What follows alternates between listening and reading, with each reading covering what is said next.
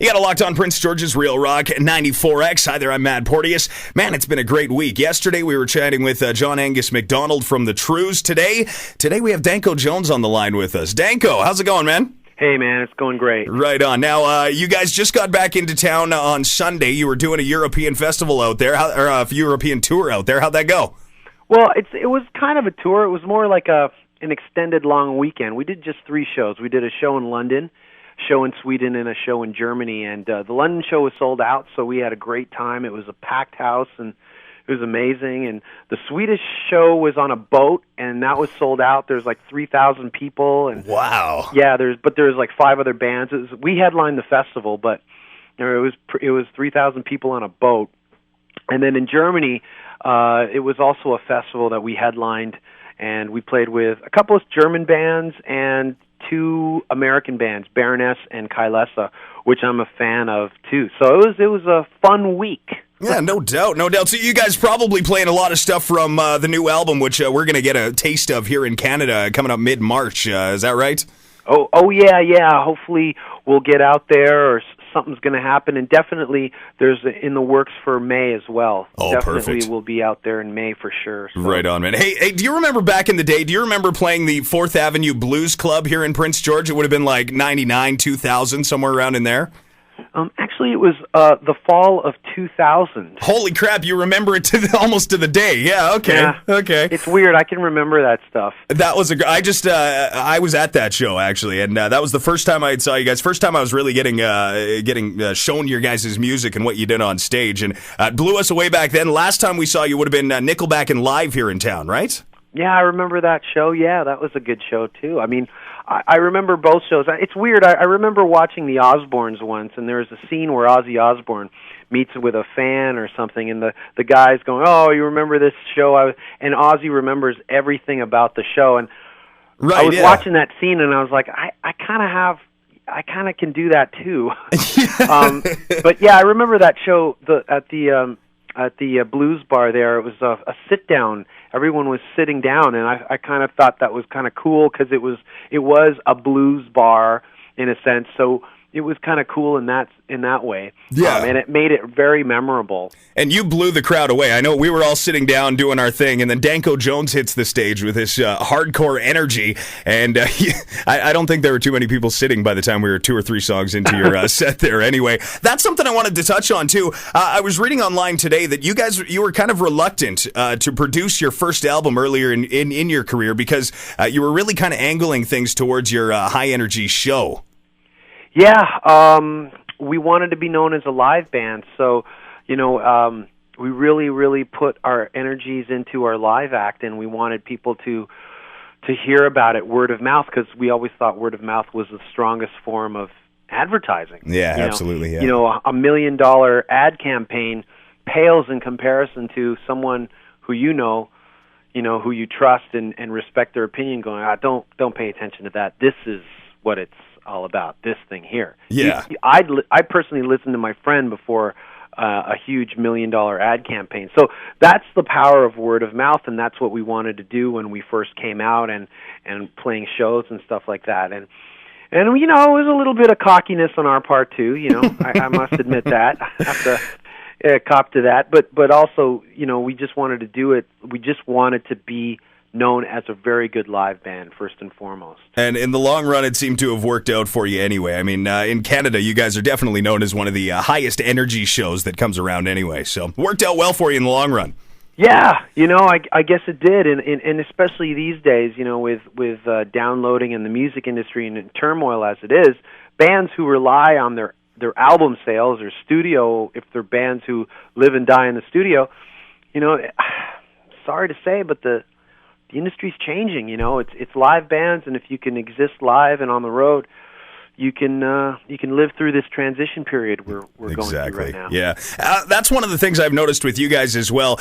You're one of the few artists out there, and it's starting to happen more and more now, but you're one of the few artists that's finally embracing the internet and embracing what the internet can do for yourself and your marketing.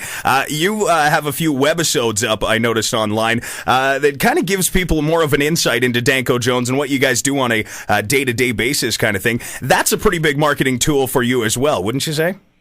Yeah, through the online world, there's our official website, there's our MySpace page, and there's YouTube, and there's all kinds of clips and interviews and people with their cell phones, and they upload it on YouTube, and you get a overall sense of a better sense of the band.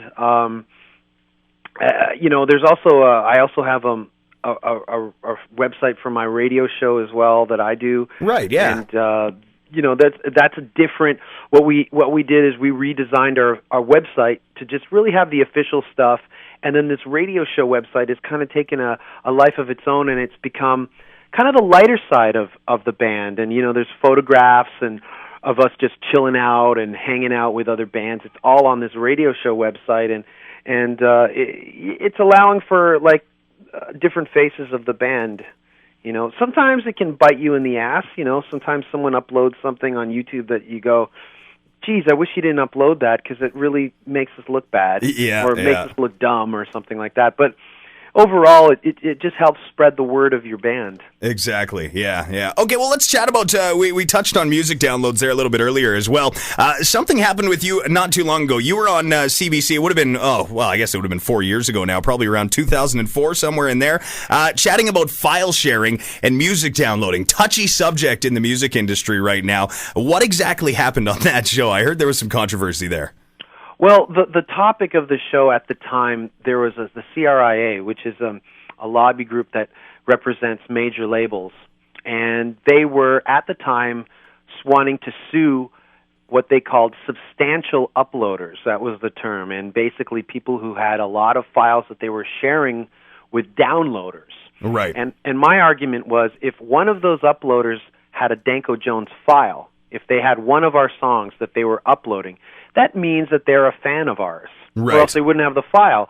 And if they're a fan of ours and you're suing them, I don't like the fact that I'm on Universal at the time, and you are suing them on our behalf. You're suing our fans, and I really just didn't like that idea. I didn't like that concept, and it's an idea and a concept that the music industry as a whole, especially major labels, hasn't really learned to deal with. They don't understand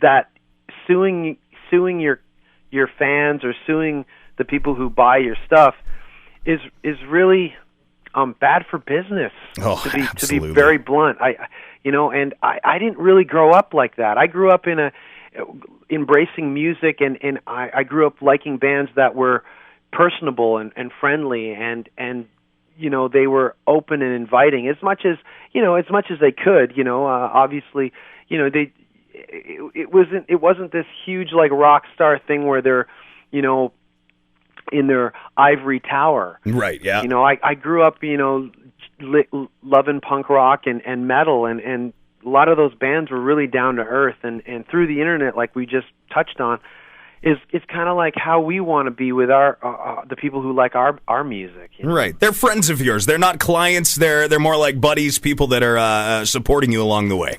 Well, just the fact that, look, first of all, if I wasn't in this band, I would be this band's number one fan. Oh, yeah, absolutely, yeah. Nothing, we don't do stuff that we wouldn't buy ourselves or listen to ourselves. So the fact that people like our band gives me an indication that chances are we have the same musical tastes and we could probably hang. Yeah. So yeah, definitely there's that. I love that angle on what you guys are doing out there. That's not something you hear from a lot of the artists that are out there right now. So I give you kudos, I guess, for your thoughts there. Also wanted to chat a little bit. You have a new album that is just coming out here. I believe it's March 17th here in Canada. Yeah, March 18. Something March like 18, that, somewhere in there. Like that, yeah. I heard you guys recorded that at Studio 606, which is Dave Grohl's studio down in L.A. What was it like recording in a studio that housed such greats as Marilyn Manson, if you're looking at the darker side, the Foo Fighters, even like Coheed and Cambria and things like that? What was it like rocking out in those studios there? Oh, it was amazing. 606 is just a high-end studio because it is. And we recorded it with Nick Raskulinecz, who helped build that studio. And Nick actually produced In Your Honor and One by One by the Foo Fighters. Right, yeah. So, we not only were recording in that studio, we were recording with probably the one guy who knows his way, who knows every little corner and every little sound that you can get in that room there. So So it was amazing, and just walking in there's such a vibe that you can feel when you walk right in the studio that it just can't help but leap off onto your album. So yeah, the vibe's very positive, and out in California, I mean, I know a lot of people make a big deal about like Hollywood and and the sun and all that stuff, but for me, when I think of California and I think of the time we spent there, I just think of Mexican food and the 15 pounds that I had to shed in the gym when I got back. But that's pretty much, when I think of the whole session, that's what I think of. I think of laying those songs down, working with Nick in that great studio, and pounding down Mexican food like it's going out of business. Like there's no tomorrow. Right on. Well, you guys, one thing I've always respected about Danko Jones is you never really got into the high production things. You guys are a very stripped down band that sounds kick-ass pretty much wherever you play. You don't need a lot of extra stuff. Can we expect the same thing from the new album? No, actually, we really hyped it up. Like working with Nick, we wanted to take it a step up. We've always cited bands like Kiss and Lizzie and all these bands, and they've always worked with top studio, top producers, and all this stuff. So, yeah, working with Nick, we really wanted to make that kind of album too. Right. So yeah. We stepped it up that way. But I mean, in terms of live, nothing's changed. I just get up on there with a tuner and an overdrive pedal, turn everything on to 10, and just go for it. So, yeah, absolutely. Right on. I think we've learned over the years that there's really two mediums when you're doing your thing, your rock and roll thing, and that's one is live. Yeah. And that's a totally different animal. And that should be taken as is. And then in the studio, it's another animal completely. And to try and capture this live energy on the tape, like we did when we first tried to do it in the studio, or like other bands do, is like a dog chasing its tail. What you got to do is make the best sounding record that you possibly can when you're in the studio, and when you're playing live, put on the best possible show that you can. Right. And like you said, two completely different animals that you take from two completely different angles on both sides. Yeah, totally. And that's taken a few years and a few albums for us to really wrap our heads around. And right on. Yeah. All right. Well, you guys, I noticed this year you are lined up for the Rock Am Ring over in Europe. You got a couple of other festivals you're going to be playing over there. Any other festivals we should know about on tap this summer? Any Canadian tour dates planned out this way, maybe, Western-wise? Yeah. There's I can't really talk about it now, but all I know is that May has been delegated as the big Canadian tour. Okay. Time block in the whole calendar thing, but yeah, the festivals in Europe start in June and go till the end of August, and like you said, Rock am Ring and Rock am Park are two of the biggest German festivals, and oh man, the initial lineup. I got the banner today, and yeah, we're playing with Metallica and Chris Cornell. No way. In Flames and stuff like that. So it's going to be a lot of fun. And usually you do it. I don't know if you do it. You do it 2 days in a row. So the same lineup goes to Rock am Ring, goes to Rock am Park. They all travel over there. It's a weird thing, but anyways, it's going to be a lot of fun. I know. We played Rock am Ring and Park 2 years ago. Yeah. And that's where I met In Flames there, and I actually met Kirk Hammett that day there too. So right on, yeah. It's interesting how all three of those bands are all going to be there. Us, In Flames, and Metallica. But anyways, it's going to be a fun summer of festivals, but before that, we are dying to do a full Canadian tour, which we really never did on our last album after our tour with Nickelback. What we wanted to do, but we just couldn't because of scheduling, was come back on our own and just do our own tour. Yeah. So this year, we're definitely going to do that.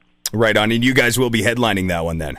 Oh, yeah, Perfect. We want to do our own tour. Yeah, we're definitely excited for that. Hey, looking forward to it, man. If you can make your way over to the Prince George area over here in BC, we would absolutely love that. Yeah, I would love that, too. There's a lot of people who've only heard of us, but haven't seen us or haven't even heard us, Yeah. And that's what we're finding out, more and more in Canada.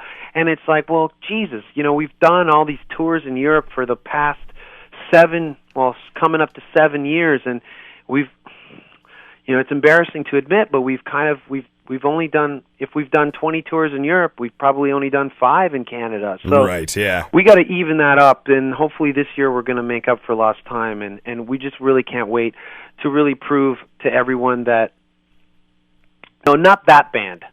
They're not the best band. We are the best live band, and that band is Danko Jones, and we're ready to show everybody. Right on, man. Can't wait for the tour. Hey, thanks for taking time with us today. This went way longer than I originally thought it would, but that's okay. We got a lot of good stuff out of the way here today. So thanks for joining us. Good luck on your tour across Canada, and God, I hope we get to see you here in Prince George again. Looking for that high-energy show in PG. Oh, man, can't wait. Right on. Have yourself a good one, eh?